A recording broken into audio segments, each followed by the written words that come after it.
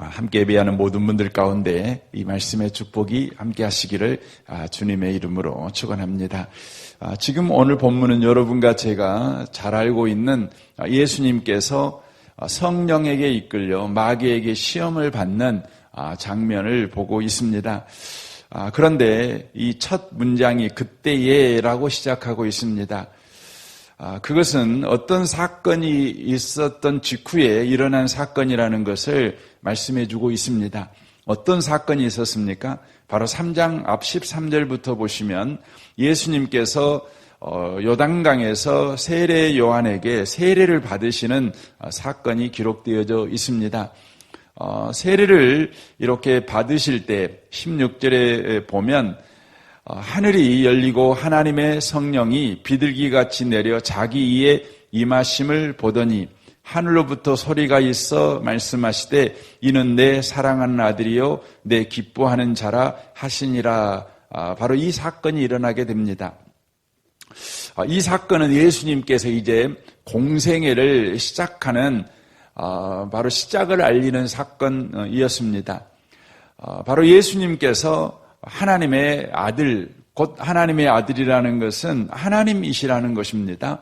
내 기뻐하는 자라, 이것은 하나님의 뜻을 위하여 이 땅에 오신 바로 구원자라는 것을 바로 말씀하고 있는 것입니다. 예수님께서 하나님이시며 이 땅에 오신 하나님이 보내신 구원자라는 사실이 바로 지금 선포되고 있는 것이죠. 공포되고 있는 것입니다. 그러니까 우리 입장에서 보면 바로 예수님께서 바로 임명을 받으셨다, 소명을 받으셨다, 이렇게 말씀을 드릴 수 있는 것이죠. 하나님이신 예수님께서 따로 소명이나 사명을 받으실 필요는 없지만 이것은 하나의 이 사건을 통해 시작을 바로 알려주고 있다고 하는 것이죠. 예수님께서 사명과 소명을 받으신 그때에 일어난 사건임을 보여주고 있습니다. 이것은 저와 여러분의 신앙생활에 있어서도 소명자, 사명자에게 어떤 일이 일어나는가를 우리에게 말씀해주고 있는 내용이라고 하는 것입니다. 어떤 일이 일어났습니까? 예수께서 성령에게 이끌리셨다는 것이죠. 여러분, 그리스도인의 삶은 늘 성령에게 이끌린 삶이라는 것을 우리가 놓치지 마셨으면 좋겠습니다. 여러분과 저의 삶은 이제 예수를 믿었다, 하나님이 내 아버지가 되었다, 이것은 저와 여러분의 인생이 이제 홀로 사는 인생이 아니라 성령과 동행하는 인생, 성령이 이끄는 인생이 되었다는 것을 바로 의미하고 있다고 하는 것입니다. 때때로 여러분 인생을 혼자 살아가는 느낌, 뭔가를 혼자 결정해야 된다는 그런 두려움들, 이런 것들이 인생 속에 늘 있습니다. 그때마다 여러분이 그리스도인임을 기억하셨으면 좋겠습니다. 그리고 여러분은 성령이 이끄시는 그런 인생을 살고 있다는 것, 성령이 여러분과 함께 있다는 사실을 기억하시고 그때 나지막하게 여러분이 고백하십시오. 성령님, 지금 나와 함께 계시는 성령님, 내가 이 성령님이 나와 함께 계시고 있다는 사실을 잊지 않겠습니다. 성령께서 내게 계속해서 성령의 충만함을 다해 주셔서 성령이 나와 함께 계심을 잊어먹지 않는 은혜를 내게 허락하여 주옵소서.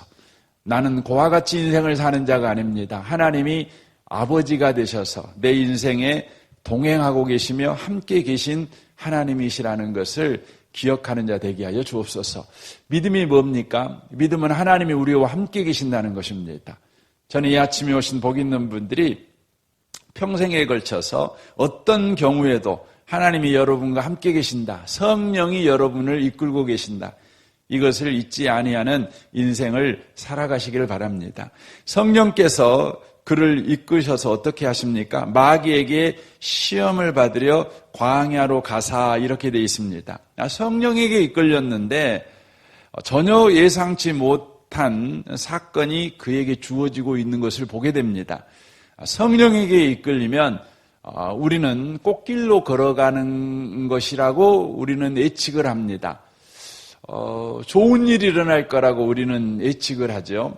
그런데 이 본문에 보니까 성령에게 이끌렸는데 마귀에게 시험을 받았다. 마귀에게 시험을 받기 위해서 광야로 갔다. 이렇게 성경은 말씀합니다. 마가복음에 보면 이 본문을 성령에게 이끌려 이렇게 써져 있는 이 마태복음의 이 문장을 성령께서 몰아내셨다 이렇게 표현하고 있습니다. 성령이 광야로 몰아내셨다는 것이죠. 마귀에게 시험을 받게 하기 위해서 그렇게 하셨다는 것입니다. 사랑하는 성도 여러분, 사명과 소명을 받았다는 것은 시험 속으로 우리가 성령에게 이끌려 들어갔다는 것을 의미하는 것입니다. 우리는 보통 믿음이 없으면 시험을 받는다. 내게 문제가 있으면 시험을 받는다. 이 생각을 우리가 더 많이 하지요. 그래서 시험 가운데 있을 때 우리가 늘 흔히 하는 말이 내가 뭔 죄를 지어가지고 내가 뭔 잘못을 해가지고 나에게 이런 일을 주십니까? 하고 우리가 원망할 때가 많습니다. 그런데 여러분과 제가 뭔가 잘못이 있어가지고 하나님이 우리를 시험하느냐? 시험하지 않습니다. 하나님이 그때는 징계를 하시겠죠. 깨달으라고, 깨우치라고, 돌이키라고 회개의 기회를 주시겠죠. 하지만 소명과 사명을 가진 사람에게는 우리 하나님께서 시험을 주신다는 것입니다. 시험이라는 것은 말 그대로 여러분 대학교 가려면 시험 봐야 되지 않습니까? 직장에 취직하려면 시험 봐야 되지 않겠습니까? 자격이 있는가 없는가를 점검하는 것이죠. 이게 시험입니다. 하나님은 소명과 사명을 가진 자들을 끊임없이 시험하십니다. 이 부분을 우리가 놓치면 안 됩니다. 시험을 통해서 우리가 계속해서 그런 자격을 갖추는 자가 되도록 우리를 계속해서 자극하신다는 것을 바로 의미하고 계신다고 하는 것입니다. 예수님을 성령께서 이끌어 마귀에게 시험을 받게 하기 위해서 광야 가운데 가게 하셨습니다. 광야는 아무것도 없는 곳입니다. 아무것도 없는 곳에 바로 예수님을 시험하기 위해서 그곳에 가게 하셨습니다. 그리고 2절 보십시오. 40일을 밤낮으로 금식하신 후에 줄이신지라라고 말합니다. 아무것도 없는 광야인데 그곳에 있는 것마저도 힘든 상황인데 그곳에서 밤낮 40일 금식하십니다. 그러니까 내적으로 외적으로 아무것도 없는 상태가 되었다는 것을 의미하는 것이죠. 여러분이 하나님으로부터 부름을 받았다. 하나님으로부터 사명을 받았다. 이것은 어떤 사람의 인생을 살아가는 걸 요청받은 거냐면 오직 주님만으로 살아가는 삶으로 여러분 초대를 받으신 것입니다. 이것을 말씀하고 있는 것입니다. 예수를 믿는다는 것은 이제부터 저와 여러분이 오직 예수로만 사는 인생으로 초대받았다는 거예요. 그래서 지금 예수님께서 있는 현장이 외적으로는 광야고 내적으로는 40일 금식한 상황이라는 것이죠. 그러니까 내적으로 외적으로 그 어느 것도 기대할 수 있는 것이 없는, 그 어느 것도 자기를 도와줄 수 있는 것이 없는 그런 절대 절명의 상황 가운데 바로 놓였다는 것을 말씀해주고 있다고 하는 것이죠. 이것은 오직 하나님으로만, 오직 바로 이로부터 부어지는 은혜로만 이제 살아가는 존재로 부름받은 것입니다. 이것이 예수 믿는 사람에게 주시는 시험이라는 것을 우리가 놓치면 안 되는 겁니다. 여러분이 지금 어떤 시험 가운데 있으십니까? 그런데 그 시험이 여러분을 기대하지 못하게 합니다. 여러분에 대하여 절망하게 만듭니다. 여러분에 대하여 의지하지 못하게 만듭니다. 여러분에 대하여서 기대하지 못하게 만듭니다. 그렇다면 그건 분명합니다. 여러분이 사명자이기 때문에 그렇습니다. 여러분이 소명자이기 때문에 그렇습니다. 바로 여러분이 그리스도인이기 때문에 그렇습니다. 오직 하나님만 바로 의지하라고, 아니 하나님만 의지하는 인생으로 여러분이 바로 새롭게 바로 거듭난 피조물이고 새 인생을 바로 살아가야 될 사람들이기 때문에 그렇다고 하는 것입니다. 예수님께서 광야에서 금식하셨습니다. 그때에 3절 보십시오. 시험하는 자가 예수께 나와서 이르되 내가 만일 하나님의 아들이거든 명하여 이 돌들로 떡덩이가 되게 하라, 이렇게 요구를 합니다. 광야에서 시험을 밤낮 금식하여 내적으로 외적으로 절망 상태에 놓여 있었을 때에 마귀가 와서 말하는 것은 네가 하나님의 아들이거든, 이렇게 말합니다. 우리에게 말한다면 네가 그리스도인이거든, 이렇게 말하는 것이죠. 그리스도인이거든 이 돌들로 명해서 떡덩이가 되게 해라, 이렇게 말합니다. 마귀는 우리에게 이 본문을 통해서 어떻게 시험하는가를 우리가 알 수가 있습니다. 첫 번째로는 마귀가 네가 하나님의 아들이거든 이렇게 말하고 있는 것과 같이 저와 여러분에게 네가 그리스도인이라면 이렇게 시험합니다. 네가 그리스도인이라면 시험합니다. 그리고 뭐 하라는 것입니까? 돌로 떡을 만들라는 것입니다. 돌은 보이는 것이고 떡덩이도 보이는 것입니다. 돌은 가치가 없는 것이지만 떡덩이는 가치가 있는 것이죠. 돌은 먹을 수 없지만 떡덩이는 배부르게 할 수 있는 것입니다. 그러니까 한마디로 말하면 이것들은 다 보이는 것입니다. 당장에 내 필요를 채워주는 걸 말하는 것입니다. 네가 하나님의 아들이거든 네 필요를 채워라. 너의 오남을 채워라. 이렇게 요구를 하는 것이죠. 네가 하나님의 아들이거든. 이 말에가 바로 독이 숨어져 있습니다. 여러분, 하나님의 아들은 어떤 사람들입니까?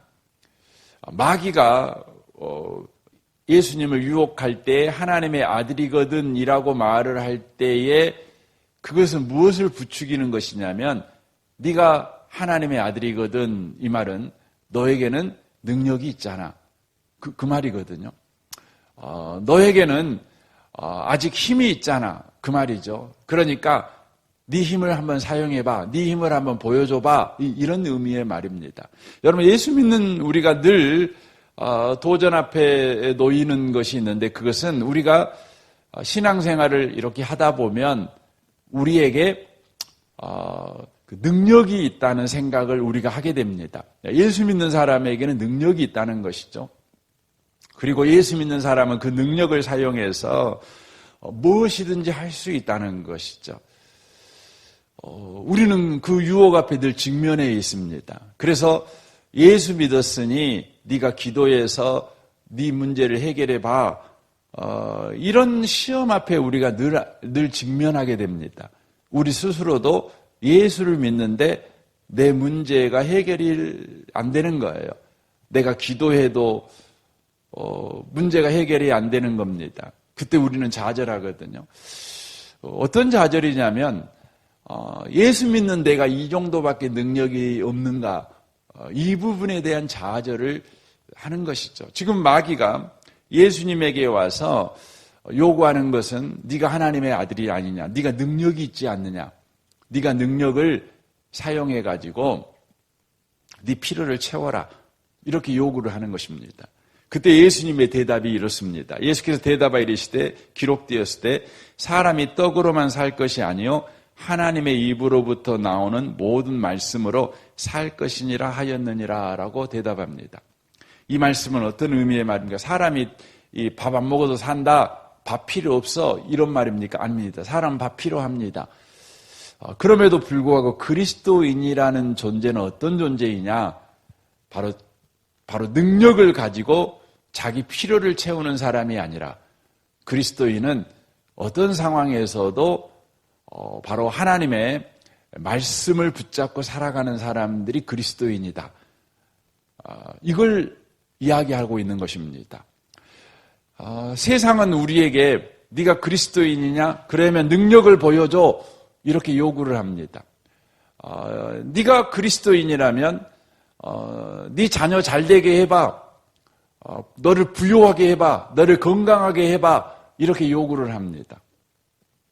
우리도 그 요구 앞에서 꼼짝 못하지요. 그래, 예수 믿는데 내가 건강하지 않는 건 문제가 있어. 예수 믿는데 내가 가난한 건 문제가 있어. 예수 믿는데 내가 시험에 자꾸 떨어지는 건 문제가 있어.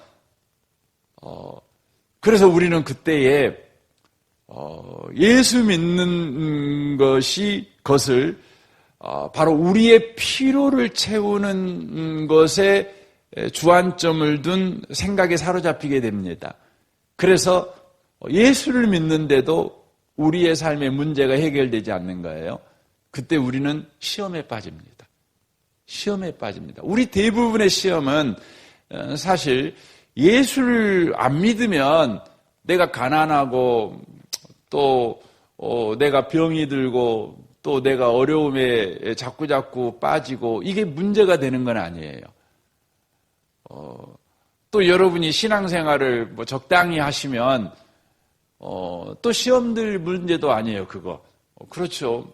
왜냐하면 여러분 스스로가 생각할 때 내가 기도도 안 하는데 뭐 이렇게 생각하고 살 수 있으니까요. 뭐 그러죠. 그런데 여러분이 할 건 다 하는데 여러분의 삶에 풀리는 문제는 없고, 그러면 시험에 드는 거예요.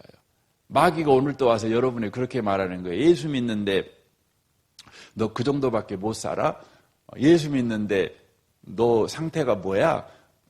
이렇게 우리에게 시험하는 것이죠. 그때 가만히 생각해 보면 정말 그 말이 맞는 것 같아요. 그래서 우리가 시험에 빠지는 것입니다. 예수님이 말씀하시는 겁니다. 예수를 믿는다는 건 뭡니까? 예수를 믿는다는 것은 저와 여러분이 바로 하나님의 말씀으로 사는 거예요. 하나님의 말씀을 의지하고 사는 것입니다. 이게 예수 믿는 것입니다. 이것을 위해서 하나님께서 이스라엘 백성을 40년 동안 광야에서 살게 하신 거예요.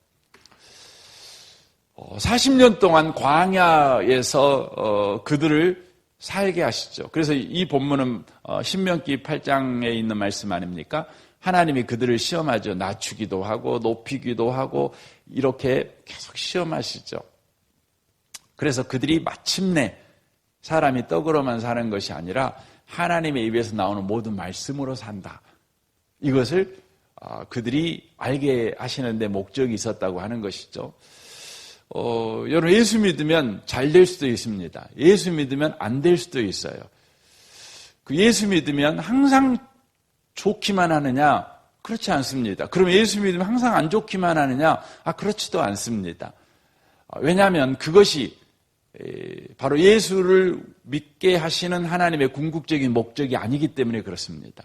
하나님의 궁극적인 우리를 향한 목적은 바로 하나님의 말씀으로 사는 것입니다. 하나님의 말씀으로 사는 것. 이것은 하나님과의 계약 관계로 살아간다는 거예요. 하나님과의 약속 관계로 살아간다는 것입니다. 그러니까 이 구약 성경을 여러분이 읽어보시면 하나님께서 모든 믿음의 사람들의 인생 속에 하신 것이 있는데 그게 뭐냐면 약속하시고 그 약속대로 그 인생을 신실하게 이끌어 가시는 거죠. 하지만 약속의 초청을 받은 아브라함도 이삭도 야곱도 그들은 처음에는 약속에 대한 관심이 없어요. 잘 되면 좋고 안 되면 불평하고 이렇게 사는 겁니다. 그럼에도 불구하고 하나님이 계속해서 그들의 인생 속에서 낮추시고 높이시고 이런 일들을 통해서 변함없는 것 한 가지를 발견하게 만드셔요. 그게 뭐냐면 하나님의 약속은 변함없다는 거예요. 우리가 잘 되고 안 되고 이것은 변해요. 건강이 좋았다 안 좋았다 이건 변해요. 뭐 내 자식이 속 썩혔다가 내 자식이 마음에 들었다가 이건 변해요. 막 변합니다. 그런데 우리의 인생에 변하지 않는 게 딱 한 가지가 있다는 겁니다. 그게 뭐냐면 하나님의 말씀은 안 변한다는 거예요. 안 변한다는 거예요. 왜냐하면 그 말씀을 하신 그분이 신실하신 분이시기 때문에. 그래서 이스라엘 백성들이 40년 광야 생활을 하면서 그들이 붙잡은 것이 뭐였냐면 하나님의 말씀이죠. 곧 그 말씀을 하시는 하나님의 신실함을 붙잡은 것입니다. 그래서 그들에게 어떤 환경이 주어져도 어떤 상황이 주어져도 변치 아니하는 하나님만 붙잡고 있으면 아무 문제가 되는 게 아니에요. 변치 않거든요. 그러니까 이스라엘 백성들이 이제 가나안 땅에 들어갈 때 앞세우고 가는 게 뭐죠? 법궤를 앞세우고 갑니다. 이것은 하나님의 임재를 상징하는 것입니다. 하나님의 임재를 상징하는 것이죠. 인간의 온수된 행동, 인간의 악한 행동에도 불구하고 신실하게 약속을 지키시는 하나님, 그 하나님이 우리 가운데 임재해 계신다. 우리를 보호하고 있다. 지키고 있다. 바로 이 믿음을 가지고 이 하나님이 지금 앞서 행하고 계신다. 그러니까 언약궤를 앞세우고 그 뒤를 따라가는 거예요. 여리고 앞에서도 마찬가지입니다. 여러분, 지금 예수님이 시험을 받고 계셔요. 저와 여러분이 받는 시험이죠. 오늘 또 저와 여러분에게 주님이 가르치시려고 하는 게 있어요. 그게 뭐냐면 다 변합니다. 그런데 주님만은 변하지 않습니다. 오늘 여러분의 삶에 늘 변하는 우리를 향해서도 신실하게 대하시는 그 주님을 그 주님이 우리를 앞서 행하신다는 걸 여러분이 믿으시고요. 그 주님을 바라보십시오. 그 주님을 오늘도 의지하십시오. 그때 여러분과 저희 앞에 있는 요단강이 무섭지 않을 것입니다. 여리고가 무섭지 않을 것입니다. 우리는 도리어 하나님의 승리를 볼 것입니다. 하나님의 일하심을 보게 될 것입니다. 오늘 하루 여전히 변치 아니하는 주님의 말씀을 여러분 붙잡고 살아가는 복 있는 성도들이 다 되시기를 주님의 이름으로 축원합니다. 아멘. 우리 같이 기도하겠습니다. 오늘 이 아침에 우리가 같이 이 말씀을 기억하며 기도했으면 좋겠습니다. 주님, 우리 인생이 높기도 하고 낮기도 하고 건강했다가 안 건강했다가 오르락내리락 합니다. 그것은 세상은 의지할 수 없다는 것이죠. 내 건강 상태는 의지할 수도 없고 내 지적 능력도 의지할 수 없고 내 감정도 의지할 수도 없고 오직 변치 아니하는 하나님만 의지하라. 바로 우리에게 이것을 가르치고 있다는 것입니다. 주여, 오늘 또 변하는 우리에게 여전히 신실하신 그 주님이 앞서 행하심을 우리가 믿고 그 주님을 바라며 구하며 의지하며 한날을 살아내는 우리가 되게 하시옵소서. 우리 성도들을 위해서 여러분 기도해 주시면 좋겠습니다. 우리 성도들 가운데 흔들리시는 분이 계실랑가 모릅니다. 주님, 오늘 주님을 바라보는 일에 성공하는 우리 성도들 다 되게 하여 주옵소서. 이 나라와 이 민족과 북한과 열방을 위해서, 선교사님들을 위해서 또한 기도해 주시면 좋겠습니다. 여러분 자신을 위해서, 가정을 위해서 또 오늘 또 풍성하게 기도하는 시간 되었으면 좋겠습니다. 우리 좋으신 주님께 이 아침에 통성으로 구하겠습니다. 기도하겠습니다. 오 하나님 아버지,